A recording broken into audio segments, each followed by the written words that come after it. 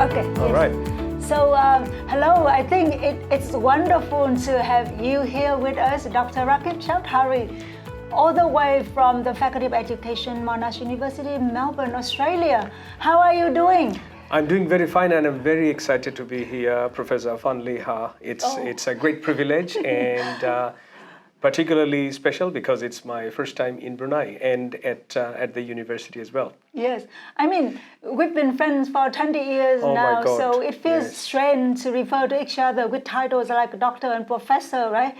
So let's go by our first names just like we always do, right? Yes, so Okay. Raqib and Ha. That's right. Good to be here. Yeah, okay, yes. So Raqib, so I'm having here with me the physical copy of one of our Joy publications. That's right. Our Joy author book published. And can you believe it? It's been 6 years since we wrote this book and it was published for the first time, right? 6 yes, years. 6 years. So can you say it out loud, the title?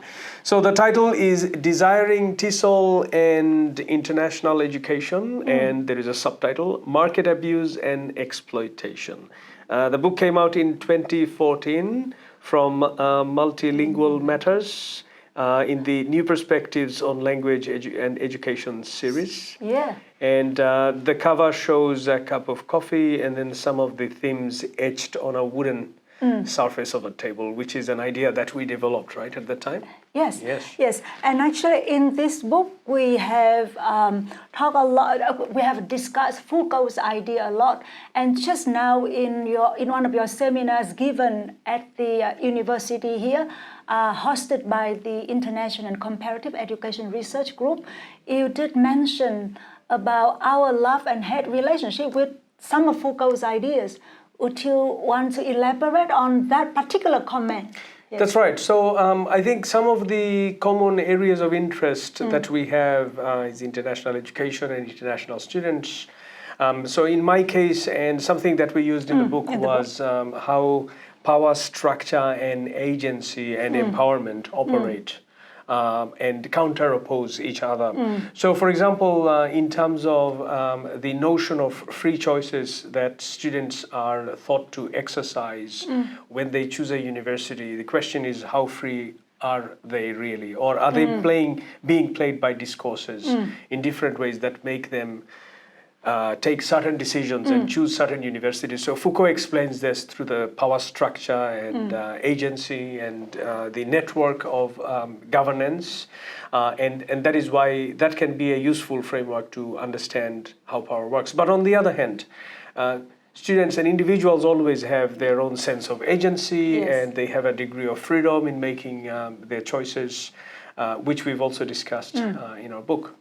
Right, and so that particular aspect of the individual choice or individuals being able to exercise their agency is what you have been, I think, working more on over the past few years with your more recent publication on, even on those related to language policy, bilingual education, or even on social justice. A theme that I've noticed in many of your, most recent and upcoming publications. That's right. So more recently, I'm interested in social justice issues in the context of education, and in my case, in the context of international education. So, for example, I'm looking at the very subtle ways, or sometimes even the invisible ways in which international students are disadvantaged in the classroom. And I'm talking about Australian university classrooms, because they make up a big part of our student population,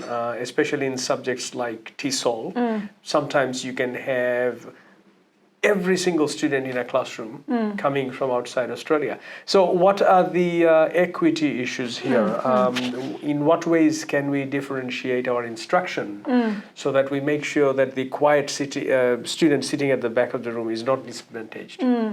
So these are some of the issues. And as you said, they come from the Foucauldian position that we had, trying to understand structure and how structures are being exploited by institutes, in this case, the university. And others are being victimized or exploited, as we have here in the title of the book. In the title, Desiring International Education, right?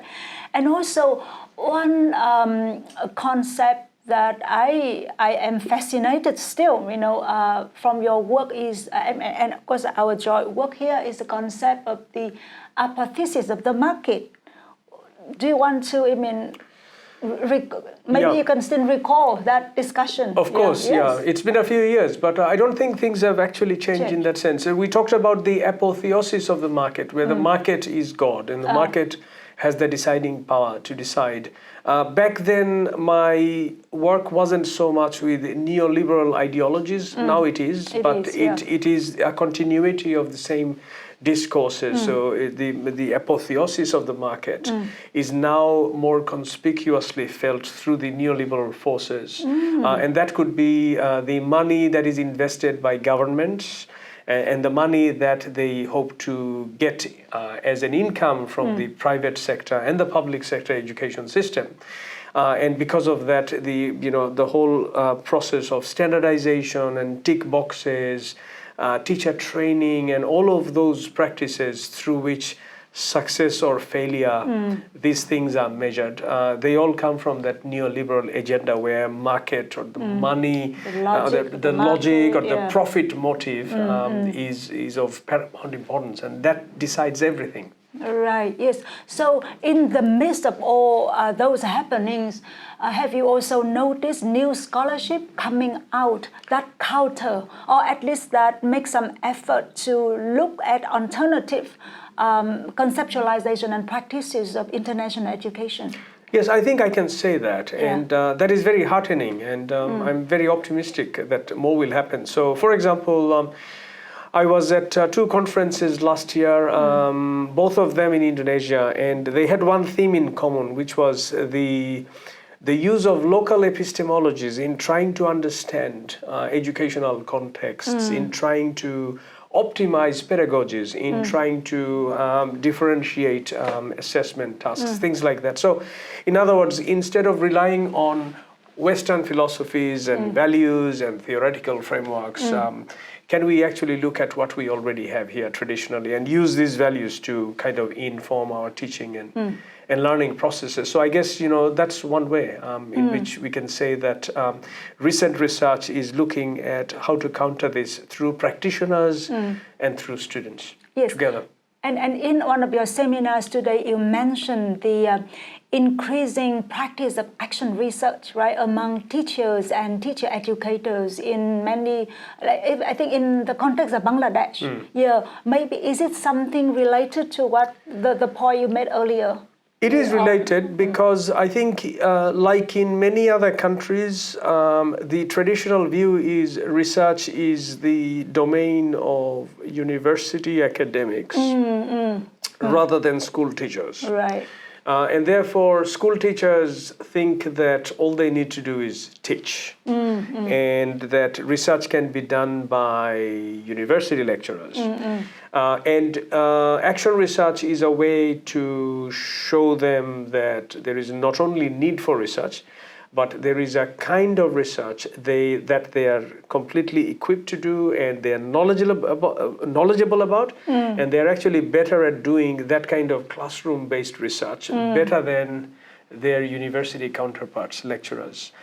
So the article that you're referring to is a report on recent action research studies and action researches that have been done in Bangladesh in the areas of TESOL and teacher education, of course, but showing that there is an increasing interest among school teachers to get involved in action research. And of course, needless to say, action research is not resource intensive, it doesn't need a lot of money, it can be done locally without a lot of infrastructural support. So that is an encouraging view. And I think, that would make a big change, maybe a generational change, where we'll see that in 10 years, teachers' practices are more research-oriented, research-focused, based on research, not because of what we are doing at the university level, but because of the results that have emerged from their own action research at the school level. So Right. that's a good thing. Yeah, so I think that actually, as you said, it's very encouraging. But that also, I hope that actually inspire teacher education curriculum at the university level, where we can, recognize what is going on at the school level and then engage. Right, so have you seen that happening yet? Probably not at Monash University. I'm actually not directly related with teacher education, so I might be wrong when I say it's not happening. But I think... But in language education, that's what I mean. In language education, it is happening because now the research dimension of teaching, things like reflective practice or reflexive practice, autoethnography, narrative-based studies, these are becoming more popular as methodologies within teacher education and language teacher education as well. And that, of course, will equip them to do better, like looking at their own practices and improving these practices. And so at the Faculty of Education at Monash, you are under one community, like a research group, right? That's right. So it's called Teacher Education Arts and Languages. Language. Yes. So would you want to share with us some of the common themes or common projects that your group members have been conducting? Because it's a combination of teacher education and then languages and TESOL, ESL, EAL. It's in terms of what kind of research is being done, it's quite diverse. Must be, yes. Myself, I'm working on bilingualism and within that family language policies, for example. I know of colleagues who are more school focused. So they're working on curricular innovation, they're looking at assessment. I know some colleagues who are specifically working with EAL students in Australia, so English as an additional language, and that would include newly arrived migrants, non-English speaking migrants and their needs, which is something that I talked about early in the morning. And then there are others who would get involved in assessment systems, including statewide standardized assessment tests such as NAPLAN, such as VCE as well. So a lot of work is going on in the assessment area. Right. As you know, the states and territories have their own systems of assessment, the standardized tests. So we don't have a national. We have a national assessment authority, the ACARA, but we don't have a national test for everyone in Australia. But that might happen in the future, and I don't know whether that's a good or a bad idea. But there's a lot of research. Let's see what they say. So at least, as you say, at the university level, colleagues and research students are proactively involved in research and scholarship in testing and assessment, things like that, right? They are, yes. yes. So, okay. Now, you have given a few seminars here, and the responses from the audience have been fantastic. Thank you. And I'm sure that there must be questions that I'm sure that still make you think, right? Because always we feel that we never have enough time to articulate or to really deal really in depth with some of those questions or comments. So are there any particular question or issue that you still want to continue? You mean out of any the audience over the past few days? Okay. Yeah. So, for example, the morning session that I had today on heteroglossic approaches to bilingual education. I am a bit familiar with Indonesia, but not so much with Brunei in terms of language policies. But I was interested to know what's happening at the higher education level in terms of, I don't know if Fazal would have brought it up, but thinking about a globalized curriculum on one hand or internationalized curriculum, but on the other hand, something that is more respectful to local needs and all of that. And we've had some conversations in the last couple of days where you're telling me about the Western standards of competition and tick boxes, neoliberal tick boxes and grants and university income based on which everything is based, whereas instead of being competitive, you can also be cooperative and exactly. think. Yeah. That's a kind of discussion that I really enjoyed, but we could have extended. Yeah. Maybe we can extend it later on. Yeah. Of course, that is only the starting point. Yeah, but for me, I guess the biggest opportunity for me here was to see that we had not just Bruneians, not just international students, such as from Pakistan, but even among Bruneians, we had people from different ethnicities in the audience, and that resulted in a discussion where they talked about their culture and language and identity, and that was very interesting. Yeah, definitely very interesting. And you can also see that, the benefit of going to lectures that can offer the audience a very in-depth discussion and analysis of a particular context. So what you did today regarding education policies and language policy in Bangladesh was really, really, I think, wonderful, because then it stimulated not just discussion, but a lot of reflections from the audience who, as you said, come from different linguistic background, cultural background, but also with very rich prior education experiences, and then who are now exposed to a lot of changes that, we didn't, before. And so all these conversations, from my observation this morning, probably added more complexity, right? And then one such complexity, if I could, articulate a little bit here, had a lot to do with, again, the seemingly kind of old and cliche statement, but yes, always the push and pull between maintaining someone's sense of cultural national identity and the aspiration to go global. Yes. And so precisely this morning, you presented that so powerfully, and the responses from the audience. And we've also seen that kind of tension or uncertainty is not just among learners and individuals. It happens at the government level, in commissions as well, national education policies, ministries, donors. That kind of ambivalence is often characterizes how these people think. Yes, right. And related to that, I'm aware of your upcoming book, right, on the privatization of higher education in Bangladesh. And why you have been waiting for years to write this book? Tell me, yes. I think this is, in a way, for me, it was inevitable for me to get into that direction where I'm looking at a particular sector, in this context, in this case, private universities in Bangladesh, and they've only been in existence for 27, 28 years now, but there's a mushroom growth of private universities, so that now we have more than 100 private universities.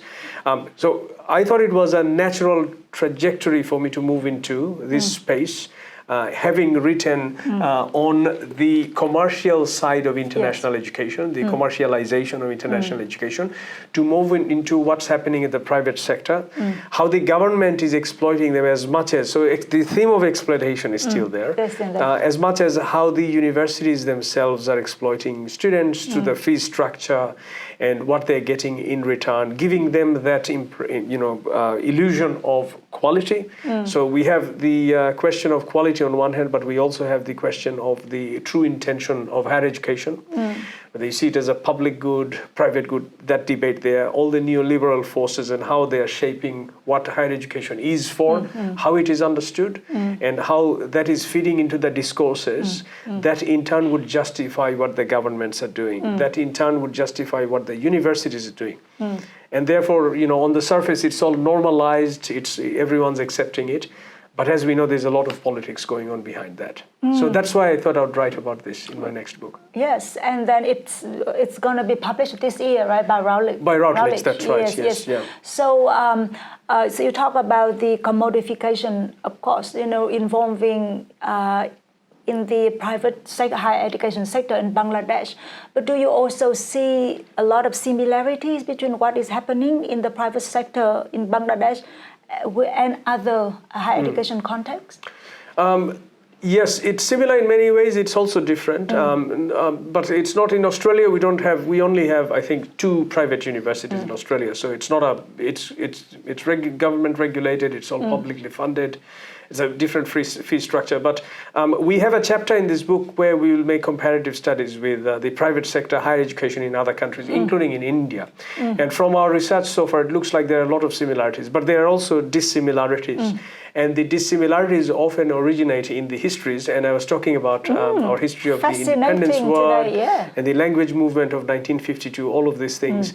But also at some point, the bilateral relations with certain countries. So, for example, with China, with India, neighboring countries, powerful countries, but also with those who are providing services in the higher education sector. So that would be universities in the US, Monash, or Australian universities, some Australian universities. Monash is still not operating, but we do have other universities who have operated English language centers, some from England, all of these things. So in fact, I think the government has announced that from next year there would be a new regulation that would allow foreign universities for the first time to operate in Bangladesh. So far we've only had English language centers. Right. Some of them would be IELTS centers as well, but they wouldn't be offering certificate courses or award courses. So that might open up doors next year, which means a lot of money for the government. Right. But that also means further exploitation, possibly.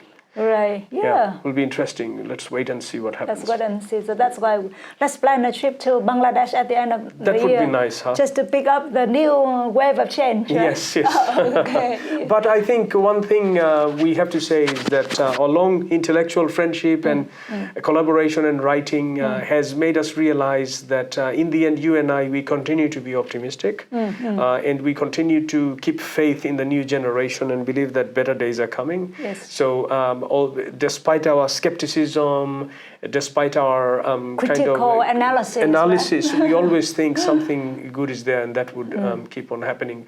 Whether it is people who think that artificial intelligence will completely replace human teachers, which we don't believe will happen. There are a whole lot of other things in which we think things will actually get better, don't we?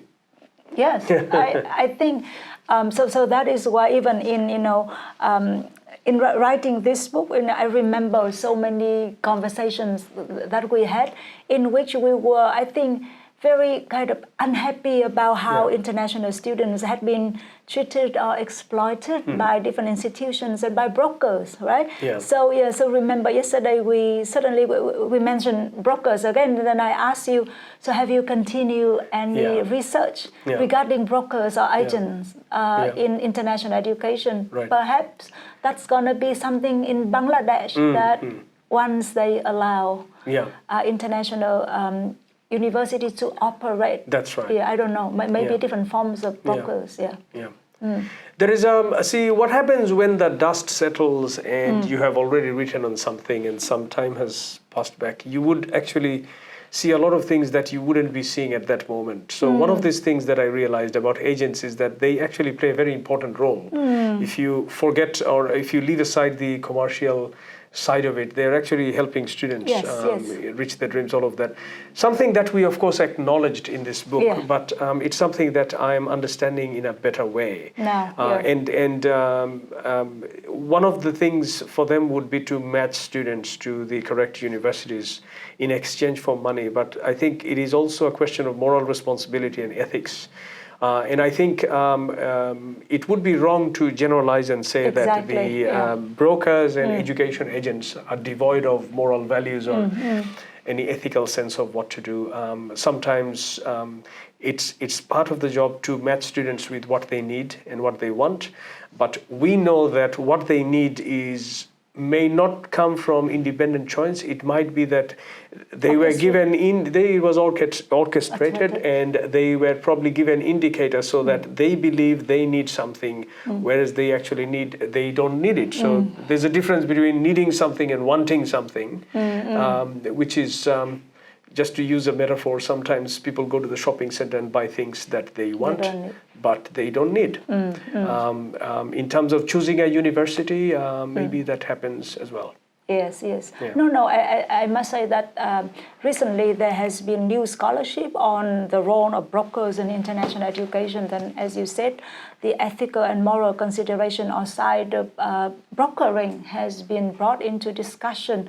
And of course, there has been evidence, or there is evidence to show that a lot of agents are now are not only more informed, but also proactively participating in an educational in creating an educational experience for international students. So, of course, I think the role of brokers has also changed or evolving.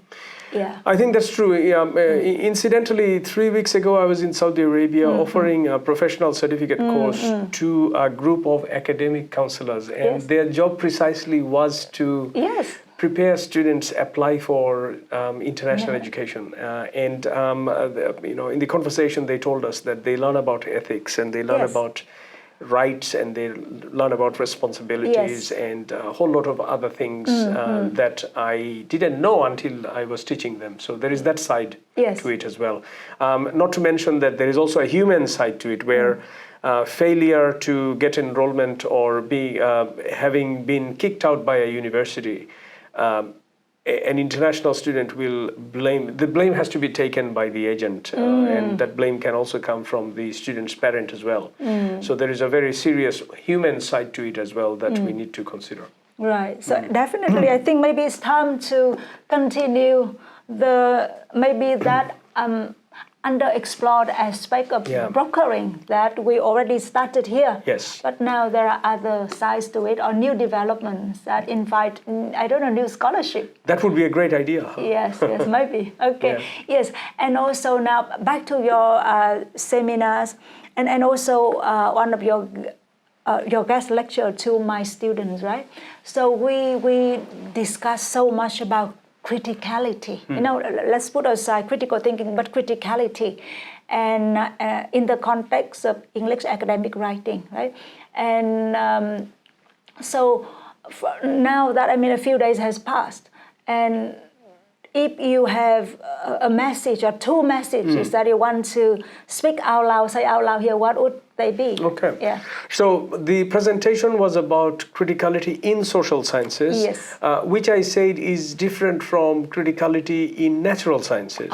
And I also said that in social sciences, there is more scope to be critical. The problem is that criticality is culturally situated. So we understood it differently, and we sometimes don't even understand how, the way we are being critical is being restricted or stifled because of our cultural configurations, because of the family that we come in, because of our demographic variables, all of these things.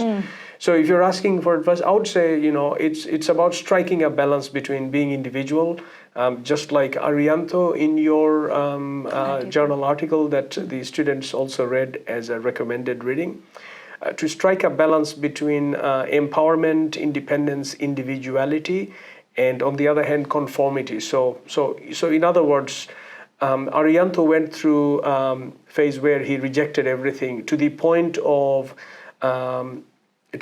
failing or to the point of being rejected by the institute. So it's probably a balance between that, finding your own voice in writing or in speaking, while at the same time being aware of the need for conventions, including academic styles, registers, rhetorical moves, institutional requirements of what constitutes a good assignment or a bad assignment. So criticality, or shall we say prudent criticality, would be a balance between these two. And I think, as the saying goes, in order to break the rules, you need to know the rules first. So I think applying that kind of principle will help. Yes. And so I'm sure that this conversation will continue in your upcoming seminars this Saturday, right? Yes. When we will further discuss with the audience on the ontology, methodology, and epistemology, right, regarding research and research development, right? And I'm sure that the audience is gonna continue talking about criticality, right, and how to, or maybe ways in which an argument can be initiated and sustained and even well articulated, right? So given that you are a very well published author, and having been exposed to different educational systems through your teaching, research, as well as community engagement over the past decades. Do you, as a scholar and as an educator, come across challenges that often kind of makes you feel like, oh, I don't think that at this age and with so much experience, I am still encountering? I think, there are challenges and frustrations as well. Okay. And one of them is when I realized that a lot of work that we do is not actually being read by the people who need to read them. For example? Yes. So, it could be even, let's say, my paper on family language policies, which recommends that regardless of family circumstances, if there is an opportunity for two parents to speak two different languages with their children at home, that would encourage a better bilingual environment for children, which they can benefit from for the rest of their lives. So that was the recommendation. Who's reading my article? Someone else who would read it to cite and use it in their own work. But I'm actually writing it for parents, bilingual parents. They're probably not reading it. Okay. So the message is not getting there. So actually, and then that has a lot of implication to impact, right? Impact of research. And that's also the content of another seminar that you are going to give on Saturday, right? That's right. So actually, we keep on writing as academics and scholars, but the targeted audience probably wouldn't care, wouldn't even know about the existence of such research. Yes. So what do you think needs to be done more? Yeah, I think what needs to be done is to be aware of the limitations of quantifying impact, because that is probably not even possible. So the most obvious way in which we measure impact, not the only, but the most obvious way is to look at citations and scores like H-index and all of that. And we know that this only gives you half of the picture, maybe even less than half. So in other words, a highly cited author doesn't necessarily have more impact than a less cited paper. Last year, of all my publications, I had 2 journal articles that were published in relatively less known Bangladeshi journal articles. They are not Scopus indexed. They don't have an impact factor. In fact, I didn't know their names as well. I could have sent these papers to a Q1 journal or to a high impact factor journal, or one from well-known publishers such as Springer or Routledge. I didn't do that. Why? Because they were written for English school teachers in rural Bangladesh who will not read the journals that are listed with Scopus. And yet I'm writing it for that particular audience and I want them to read it. So real impact is when people are reading your writing and it is making a difference to their teaching practices and to the way they think. But at the risk of not getting impact that is being picked up by Google or ORCID or by your own institution. By my own institution. It says 0 citation, but I know it actually has more impact than that. Exactly. So I think that is what I'll be talking about in the second session. Right. And actually that's precisely, you mentioned our optimism.